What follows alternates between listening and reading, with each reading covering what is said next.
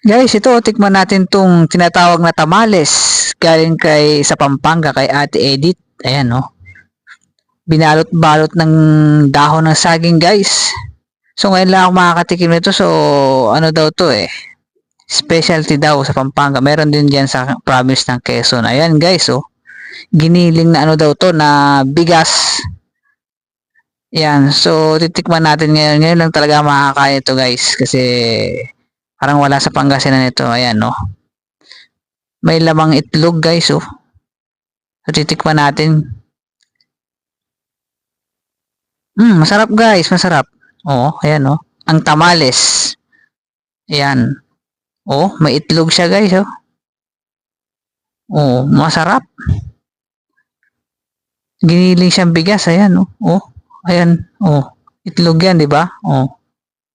Ngayon lang talaga ako nakakain ito, oh.